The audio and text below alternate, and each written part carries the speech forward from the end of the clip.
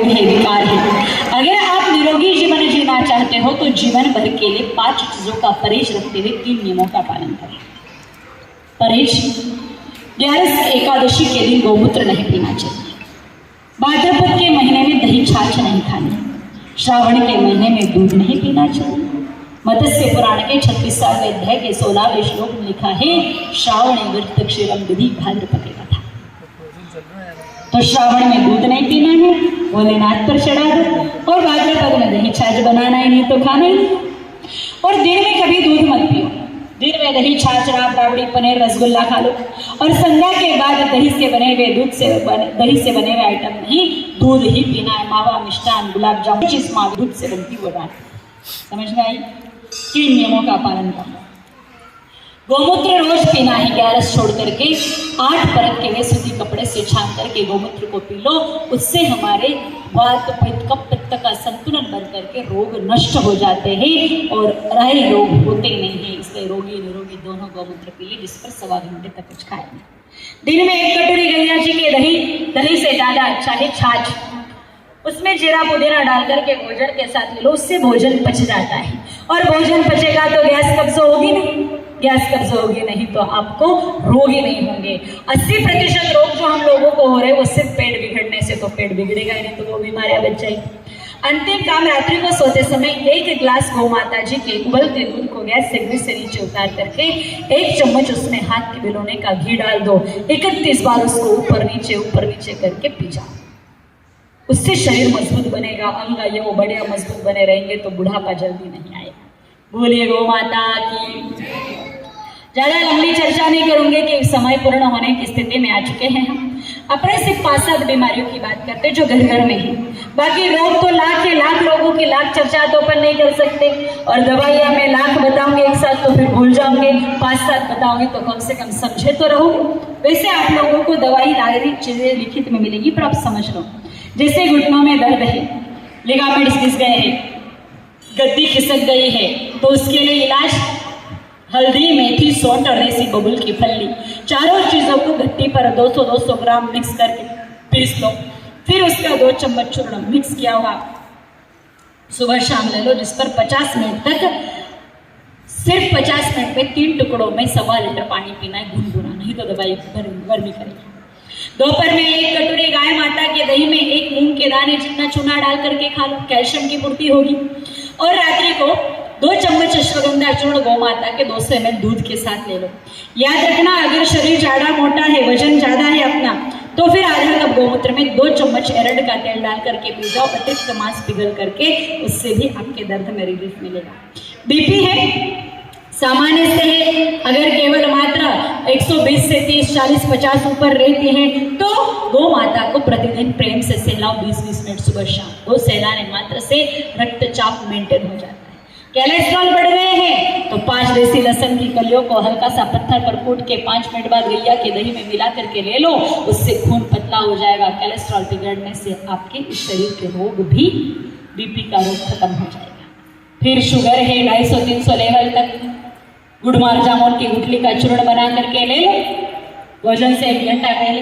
अगर 400-500 तक sugar level चली गई है आपकी, खाने के बाद तो 700 भी हो जाती है, इंसुलिन का इंजेक्शन भी लेना पड़ जाता है, तो 1 किलो गोबर, 1 किलो बारीक कटा करेला या तुम्बा और 1 किलो कड़वे नीम के पत्ते परात में डाल करके उस पर कदम ताल करते जाओ, नंगे पैर चलो, मुंह कड़वा हो छोड़ दो, दूसरे दिन वापस करो, दूसरे दिन पे मुंह कड़वा हुआ, ऐसे डेली मुंह कड़वा होना चाहिए। 3.5 महीने तक कर लो, बॉडी में इंसुलिन बनना स्वतः ही शुरू हो जाएगा, अलग से इंसुलिन लेने की जरूरत नहीं पड़ेगी।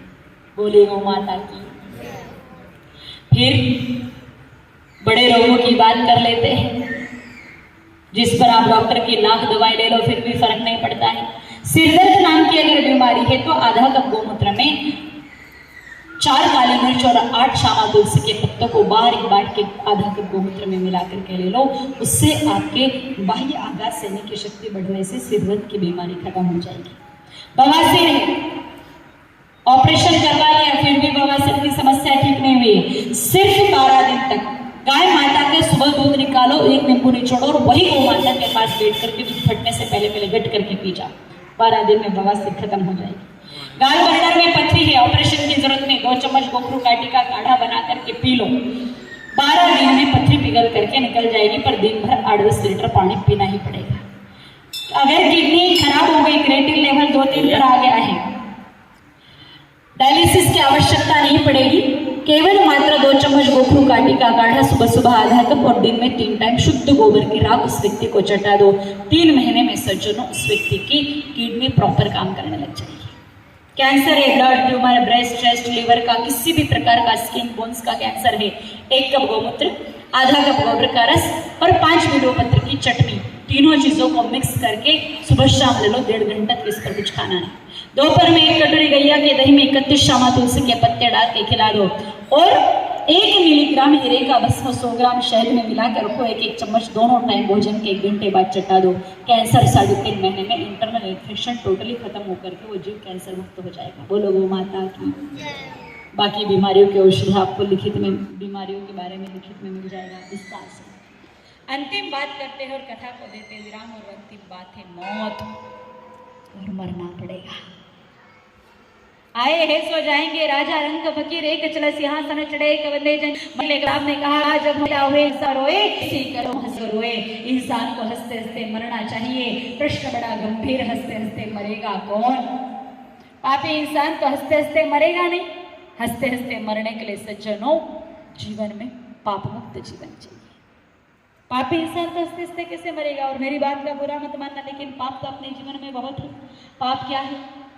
किसी को मारने काटने जाते नहीं, लेकिन पाप आता है भोजन से, भोजन आता है खेती से। खेती का कोई भी काम करो, निराई गुड़ाई पानी गाय कटाई कपाई, सब में जीव जंतु मरते हैं। एक बोरी अनाज भी अपने घरों में आ रहा है तो हजारों जीव जंतु मरने के बाद तो अन्न पाप का ही हुआ। दूसरा पाप आतरणे माताएं मिलाती हैं। जैसे अनाज घर पर आता है उस अनाज को आप साफ करते हो। अब एक अकेली बहन तो साल भर का गेहूं वगैरह अकेली साफ करेगी नहीं।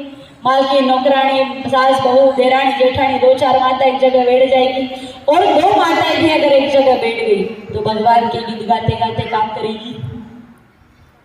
फिर क्या करेगी? चुगली, तारी मारी, ये ऐसी वो ऐसी, मुझसे दूसरों की बुराई करो, हाथ से नाश साफ करो, सारा बुराई का पाप उस अन्न में प्रवेश कर जाता है। और ऐसे पाप मुक्त अन्न को, पाप युक्त अन्न खाने से मति बुद्धि कर्म बिगड़ के जीवन में दुख आते हैं।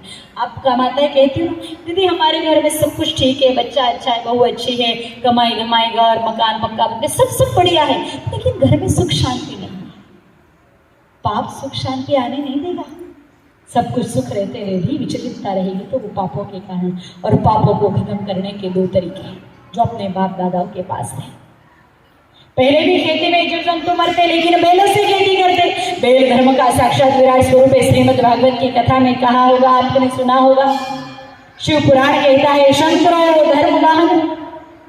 बैल नंदी बाबा धर्म का साक्षात विराट स्वरूप है। और ऐसे धर्मराज बैल भगवान का पैर खेतों में पड़ते ही खेतों का पाप हो जाता था खत्म। लेकिन अब बैलों से खेती करना कर दिया बंद। हाईटेक खेती के चक्कर में ले आए ट्रैक्टर, बैलों को निकाल दिया घर से बाहर, बछड़ों को भेज दिया आगरा मुंबई हाईवे पर कि कटो मरो। फिर हमारे को भी तो कटना मरना पड़ेगा। जैसा हम गौ के साथ कर रहे हैं या गौ को साथ होने के लिए छोड़ रहे हैं, याद रखना वो चीज हमारे साथ भी होगी। तो बैलों से खेती शुरू कर दो। बैल भगवान धर्म का साक्षात विराट स्वरूप है। जैसे धर्मराज बैल भगवान का पैर खेतों में पड़ता है तो खेतों का पाप खत्म हो जाता है। अब आप सारे लोग किसान तो हो नहीं, कुछ ही हो यहाँ पर किसान। तो भाई मैं इतना ही कहूंगी, आप अनाज अगर खुद ले रहे हो खद का तो खुद के लिए गोबर गोमूत्र से, बैलों से खेती करो। और अगर आप किसी से खरीद रहे हो तो पहले उस किसान को कह दे कि भाई तू गोबर गोमूत्र से खेती करना, तेरा अनाज हम खरीदेंगे, 2 रुपए महंगाई सही लेकिन हम खरीदेंगे।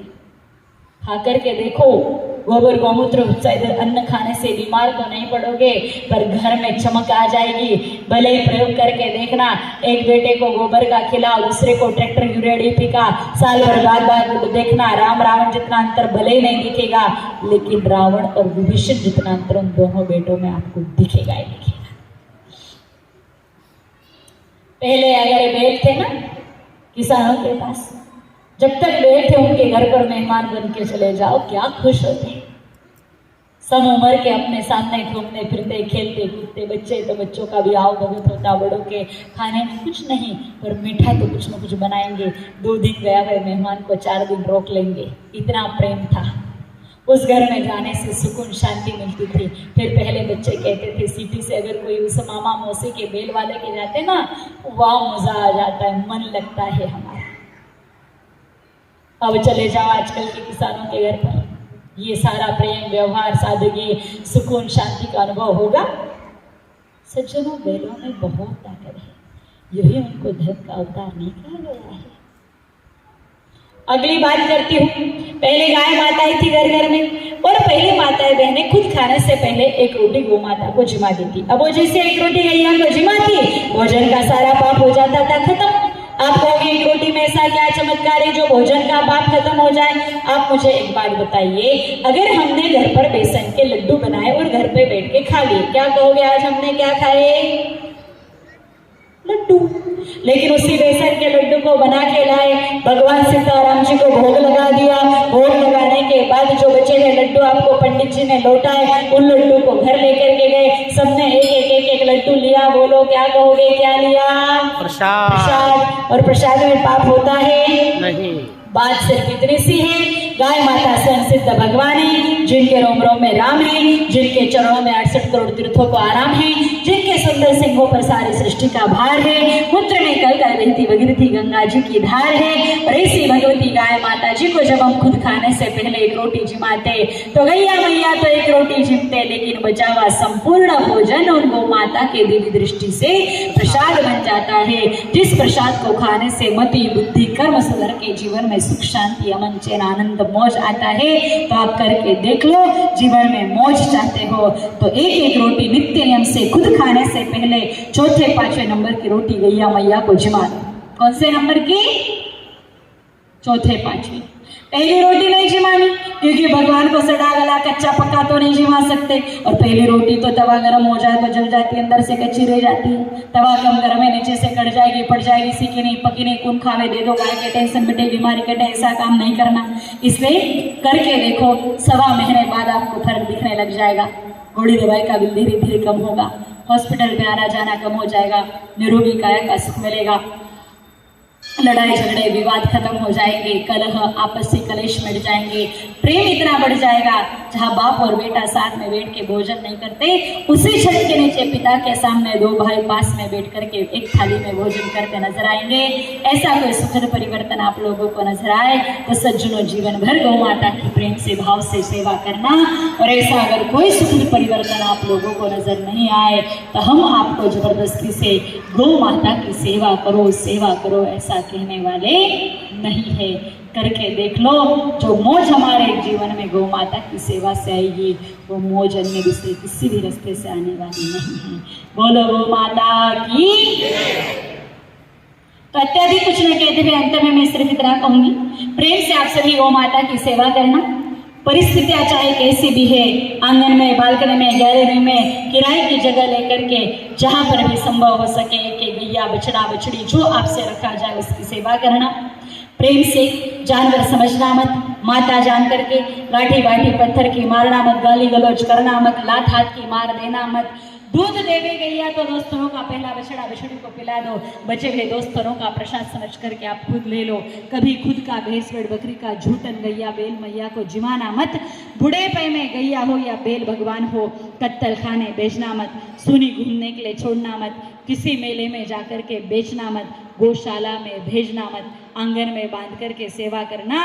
उन्हीं आंगन में जब वो गाय माता उम्र पूरी करके प्राण छोड़ेगी तो आशीर्वाद देगी, दो बेटा जिंदगी भर तूने मेरी सेवा की, जा तेरी जिंदगी मौज से बीतेगी।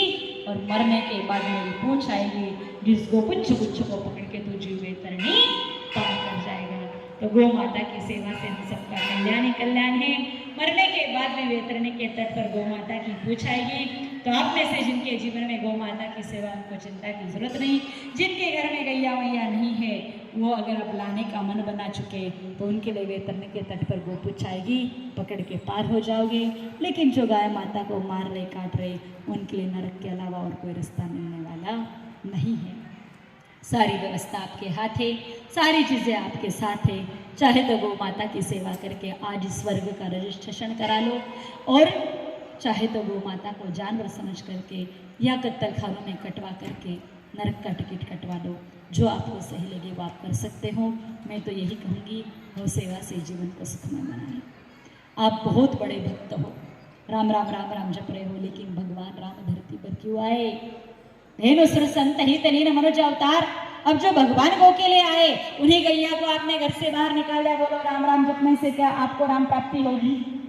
कृष्ण भगवान की सेवा कर लो, माखन मिश्री का भोग लगा दो, लेकिन कन्हैया जी ने नंगे पैर 12 वर्ष तक गैया की सेवा की। अगर उनकी प्रिया गैया घर में नहीं है तो कृष्ण भगवान की कृपा भी होगी नहीं। माँ जगदम्बा महागौरी और शैल्य पुत्री बनकर के नंदी पर सवार होकर के आती है। अब वो नंदी गौ नहीं है तो माँ जगदम्बिका उमा अंबिका कृपा करेगी? भोलेनाथ तो अपने से ऊंचे आसन पर नंदी बाबा को विराज करके शिव धर्म की उपासना करते। अब शिव जी के धर्म अगर नंदी नहीं है तो सज्जनों की शिव भक्ति भी पूर्ण होने वाली नहीं है। तो आप सभी भाव से गैया की सेवा करना। अब अंत में और फिर आत्मा का वही सिद्ध कर दूँ, उनका उपयोग आपको बता दूँगी। तो पहले जितनी भी बातें मैंने आपको बताई वो सारी बातें आपके ध्यान में रहने वाली नहीं है, इसलिए आप लोगों के लिए व्यवस्था है। यहाँ पर आप लोगों को ऐसा एक लिफाफा मिल जाएगा। इस एक लिफाफे में आप लोग 6 पुस्तकें, ये 6 के 6 सारी हिंदी भाषा में लिखी हुई है। एक एक गुरु कृपा से निश्चित संतान, इसमें किसी के संतान हो रही, गर्भपात हो जाता है, लड़का लड़की नहीं हो रही है, या तो फिर पराक्रमी कुशाग्र बुद्धि का बच्चा चाहिए, संस्कारी बच्चा चाहिए, बड़ा होकर के गुजरे नहीं, नामकरण, मुंडन, अन्नप्राशन या नजर लगने, ऐसी सारी की सारी बातें आपको इस पुस्तक में लिखित में मिल जाएगी। पीछे की तरफ इसमें YouTube चैनल की जानकारी लिखी है। अगर आपको और भी समस्याओं के समाधान ढूंढने तो आप इस YouTube चैनल पर कुछ समाधान सुन सकते हैं।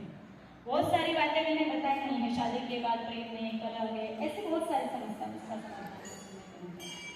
फिर एक विद्यादायी है गौ माता, इसके विद्यार्थियों की सारी समस्या, पढ़ाई को लेकर के, शरीर की बीमारियां, बच्चों की जितनी भी पढ़ाई की प्रॉब्लम्स है, मन नहीं लगता है, भूलते हैं, अच्छे अंक नहीं आ रहे हैं, तो वो सारी समस्याओं के समाधान इसमें लिखित में मिलेंगे। पीछे की तरफ गाय माता और नंदी भगवान की आरती आप लोगों को लिखित में मिल जाएगी। फिर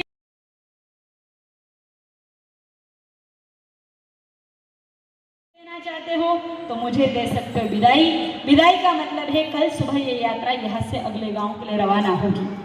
अब तक की इस यात्रा की परंपरा है, हर पिछले गांव वाले अगले गांव तक गाय माता के रथ को छोड़ने के लिए आते हैं। जैसे पिछले गांव सरडी वाले भाई लोग 6 किलोमीटर यहाँ पैदल मैया जी के रथ को छोड़ करके गए, जैसे उदनखेड़ी वाले 8 किलोमीटर चल करके सरडी छोड़ने आए थे आज, वैसे ही आप लोगों को भी कल सुबह अगले गांव तक भगवती गाय माता जी के रथ को छोड़ने के लिए चलना है। हमारे साथ असली गौ माता है कामधेनु, जो मांगो सो देने वाली चमत्कारी मैया है। कई लोगों के घर मकान बन गए, रोग खत्म हो गए, कर्ज खत्म हो गए, शादी सगाई बच्चों की हो गई। आपके मन में भी ऐसी कोई इच्छा हो तो मैया के चरणों में प्रार्थना करना। शर्त एक पल के लिए गाय माता को जानवर मत समझना, जरूर गैया मैया आपकी इच्छा को पूर्ण करेगी। कचनारिया कितना किलोमीटर है यहाँ से? 7 किलोमीटर। 8 किलोमीटर। कल सुबह ये यात्रा यहाँ से 7 या 8 किलोमीटर कचनारिया जाएगी। 2 घंटे का रास्ता है। सुबह ठीक 6:45 बजे ये यात्रा यहाँ से अगले गांव के लिए रवाना हो जाएगी और आप सभी को मैया जी के रथ को छोड़ने के लिए कचनारिया तक पैदल पैदल चलना है। मैया जी के रथ को खींचते हाथ लगाते हैं। कौन कौन आएगा एक बार हाथ ऊपर कर दो। नहीं जाएंगे बेटा अपन। माताएं तो आएगी, भाई लोग भी आएंगे। भाई लोग थोड़े कम आएंगे क्योंकि वो बैठे कम हैं। देखो जिन्होंने हाथ ऊपर किया उनको तो आना ही है, प्रश्न ही खत्म हो गया। लेकिन जिन्होंने हाथ ऊपर नहीं किया उनको जरूर जरूर जरूर आना है, क्योंकि अगर आप 2 घंटे के लिए यात्रा करने के लिए घर से बाहर नहीं निकल सकते तो 1 लाख रुपए देकर के चारों धाम की यात्रा आप 1 महीने के लिए घर छोड़ के कर ही नहीं सकते। जो 2 माता की 2 चीजें, रसोई में से नमक और हल्दी और एक आंगन में से तुलसी जी का पत्ता। 5 चीजें इसमें डालना, पानी को हिलाना, घर में सबको पिलाना, कोई बीमार उनको 2 घूंट ज्यादा पिलाना, बचे हुए पानी में फूल पत्ता डाल के घर मकान दुकान गोदाम खेत गाड़ी घोड़ा जो कुछ भी है उस पर छिड़क देना। अगर फिर भी बच जाए, कोई भोला भटका मांगे तो दे देना, बिना मांगे किसी को भी देना मत। फिर भी पानी बच जाए तो पेड़ पौधे पर सींच करके इसको संध्या से पहले पहले पूरा खत्म कर देना। कल शाम के बाद ये पानी आपके काम नहीं आएगा। जिन्होंने पत्ते वत्ते डाल रखे, फूल फूल डाल रखे, वो निकाल देना। इस पानी को शुद्ध ही लाना था, इसमें हर कुछ डालना नहीं था। शुद्ध जल चाहिए था ये, क्योंकि ये सिद्ध करना है, सिद्धता के लिए शुद्धता जरूरी होती है। तो इस कल का ऐसे प्रयोग करें। उम्मीद करते हैं आप सभी गौ माता की सेवा करेंगे, बेलों से और गोबर गोमूत्र से उपजाया हुआ अन्न का सेवन करेंगे। आज से नशा और प्लास्टिक की थैली छोड़ दोगे। खूब पेड़ पौधे आप अपने जीवन काल में लगाओगे। कम से कम हर साल एक पेड़ पौधा तो आपको लगाना ही है। कल सुबह 6:45 बजे ये यात्रा अगले गांव कचनारिया के लिए रवाना हो जाएगी। आप सभी को अगले गांव तक मैया जी के रथ को छोड़ने के लिए चलना है। जय सिया राम, जय सिया राम।